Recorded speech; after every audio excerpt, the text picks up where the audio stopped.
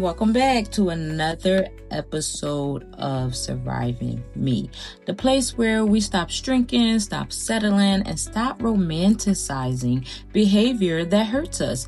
Today's episode is for anyone who's ever convinced themselves that maybe this is enough for now.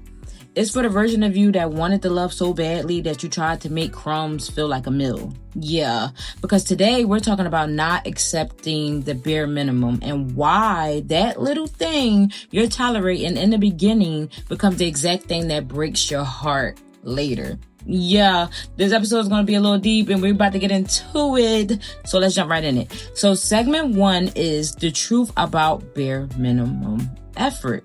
So let's be real, y'all. When someone is truly invested in you, male, female, they, them, however you want to be classified, whatever, you don't have to decode their behavior. You don't have to justify silence. You don't have to rationalize inconsistency. You don't have to make excuses for the energy they're choosing to give you. Because when somebody is interested in you, it's not inconsistent. It's not questioning it. It feels right. Everything flows. I'm a true believer in when stuff do not make sense, there is a reason for it. Everything has to make sense. Like, everything makes sense. What comes up must come down. Like, that's literally the logic of life. Everything literally has to make sense. So when something is not making sense, there's a reason. And what I mean by there's a reason, it could be external forces. Maybe they have somebody else. Maybe they're busy. Maybe they're not in the correct mental space to take you in and still deal with everything they got going on. Whatever the case may be, something is the reason for the inconsistency. Or they may not even really like you and they really just trying to get one thing out of you. So they like, I'm going to give enough just so they don't go anywhere. Now, if you know what I mean, you know what I mean. Like I was saying, you don't have to make excuses for energy that they're choosing to give you. Because listen, a person who wants you will show up. And I mean every time. You won't question it. You won't think about it, baby. They're going to show it every time. They will prioritize you. Their actions will confirm their words, not compete with them. They will mean what they say and say what they mean. And I mean that. It's not just going to be like they're just telling you shit. They think that's what you want to hear, or that's feel good, or that's going to shut you up for the time being. They just saying anything because, you know, people say whatever they want to say. This is not just men. Females can do it too, because you got some shiesty females, okay? They will tell you what you want to hear to get what they want to get. Same thing. Females do it, men do it, anybody could do it. But the bare minimum is only confusing when you are hoping for more. Like, if you know in your soul that what they are giving you is not enough for you, why accept it? Because it's them? Because they make you feel good sometimes? Because, like, sometimes they make you feel like you're on the top of the world? No, because baby, why is it only sometimes? Like, really think about it. Why is it only sometimes? Why is it not all the time? Why can't we make each other feel good all the time? Why is it only sometimes I get certain treatment and you make me feel good? And other times I'm sitting here questioning like, damn, do this person even like me? Like, did I miss something? Now I'm going through my mind feeling crazy because it's like, hold on, did I make that up? Because just last week I thought this man was on me bad. And now this week, we ain't talk all week. Now I'm confused because what? Like, no, it should never feel like that. Jumping into segment 2, which is inconsistency, is the answer. Literally, when you're feeling like, why is this like this? What does this mean? Why is he acting like this? That's inconsistency will always be the answer. And let's talk about the texting back hours later thing. The I fell asleep, or my phone died, or I got busy, or hey, the new excuse is my phone broke and I'm just now getting it fixed, baby. We live in 2025. Who in a right mind ages 20 to 25 and 25 to 30 is being without a phone? Like, let's be real. Who is going weeks without being without a phone? And even if that is the case, that might be the slight chance that it did happen. A person who is interested in you is going to find a way to talk to you. Because if they wanted to, they will. Like, baby, a broken phone is never going to stop communication for somebody that's really interested in you. Or I fell asleep. Nobody is sleeping all day. And if you are, baby, you're depressed. You need to go seek help. And I'm not even saying that to be funny. That's literally the real reality of it. You should not be sleeping your life away. That's not a good thing. And I know we in this era of saying like, oh, I'm a sleepy girl or I'm a sleepy boy. Baby, something is off in you. And even if it's not depression, maybe your vitamin D is low. Maybe you need more vitamins and minerals that'll make you feel more energized. You should not be sleeping all day. It's not a good thing. Your body is lacking something and you need to go figure that out. That's not an excuse. Let's be real. These aren't red flags like the whole I fell asleep or my phone died or I got busy. They're not red flags. They are information. And the first time someone shows you they are inconsistent, that's not an accident. That's a preview. Literally, for what your relationship are going to look like going down the line. Because the more you let something slide, the more it will become the standard. Like, they're going to be looking at you like, baby, this is how it always been. This is what I always been doing. Now you trying to get a little boundaries and be like, oh no, I'm not accepting this. I'm not accepting that. When that's what it's always been since we first started talking. Now you trying to tell me like it's not acceptable. But girl, boy, I'm not trying to hear that. Like, that's really how people, they might not never say that to you directly. Because, you know, a lot of people not that real.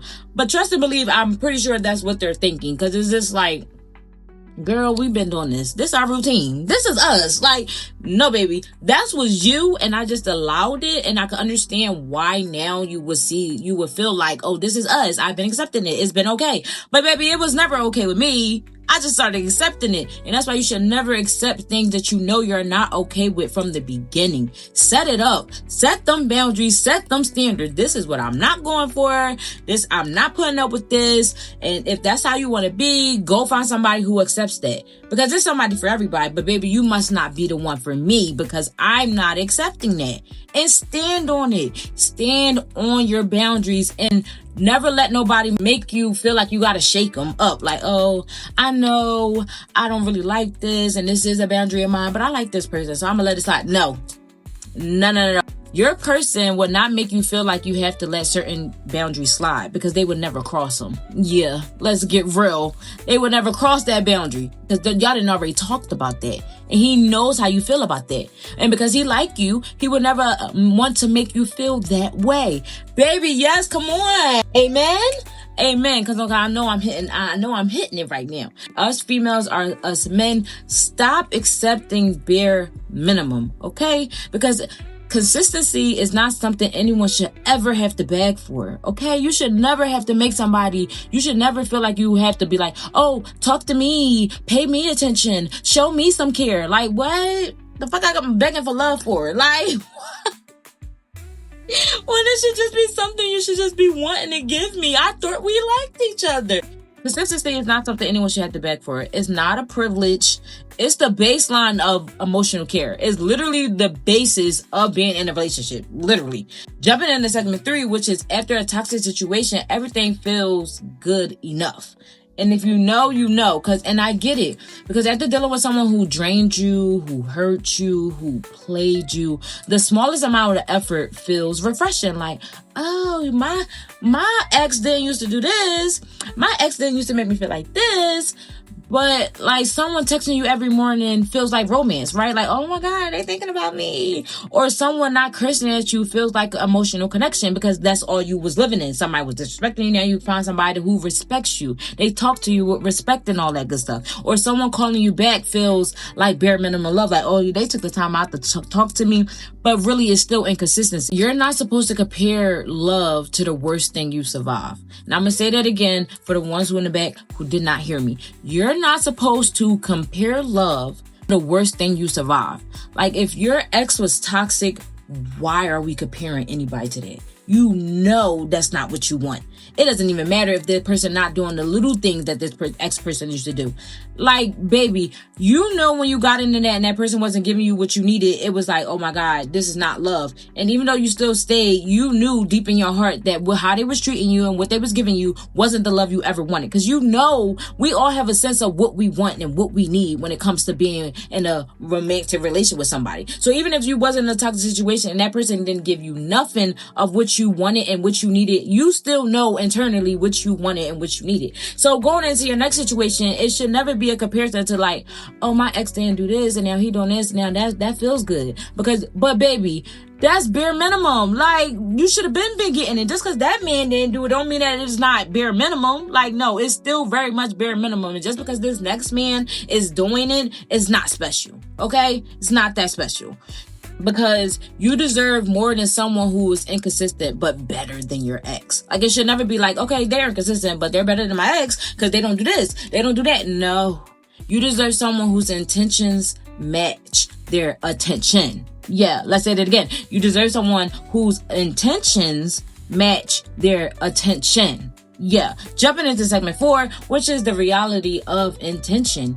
Let me tell you something. When someone's intentions are real, when they want to claim you, grow with you, build with you, they do not play about you. And I mean, they stepping, honey, and then stepping. You would never have to question anything they do. They're not switching up on you. They're not doing a disappearing acts. There's no breadcrumbing. There's no sorry, I forgot. Everything is intentional when it comes to you, because people don't forget what they value. Don't let that go over your head, okay?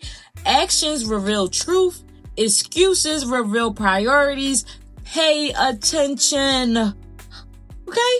Segment 5 is what you allow becomes the temperature of the relationship. The tone you set in the first 30 days becomes the tone of the entire connection. If you accept inconsistency now, you will receive inconsistency later. If you accept confusion now, you will drown in confusion later. If you accept excuses now, you will live off excuses later. You set the standard for how you want to be treated by what you choose to tolerate. And I know we all know that. That might as well be a kindergarten rule at this point, okay? What you allow is how you will be treated. It's just that simple. Right on into segment 6, which is the shift. You deserve more than at least they. Okay, stop saying, at least he texts sometimes. At least she checks in eventually. Or at least they're trying. Like, no, the bare minimum is still bare minimum. Even if they're doing this little bit or that little bit, it's still very much bare minimum. Don't let them confuse you, okay? The bare minimum is still the bare minimum, even if you're exhausted. You deserve effort. You deserve intention. You deserve consistency, and you deserve follow through. Jumping right into the letter to the listeners, I deserve more than effort that shows up only when it's convenient. I deserve more than temporary energy dressed up as potential. I don't have to convince anyone to choose me. The right person will show me clearly, consistently, and without hesitation. I release the version of me that accepted crumbs out of loneliness. I am worthy of a love that feels steady, grounded, and intentional. Signed, the healed version of me and who I am becoming.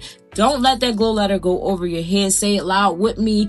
Run it back. If you gotta rewind it and rehear it, do that. Because let it sit with you. Because everything I said is very true. So if this episode spoke to you, make sure you join us Surviving Me Inner Circle on Facebook. Follow the podcast IG page at survivingme_. Submit your story to be a guest on the podcast. Come tell that story.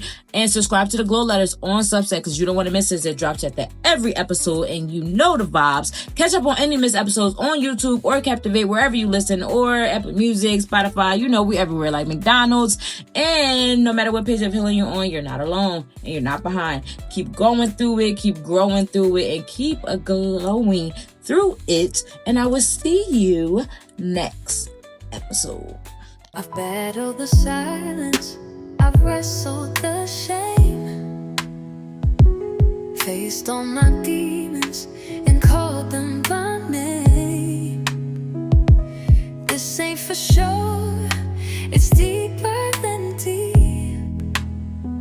I'm surviving me, not losing sleep.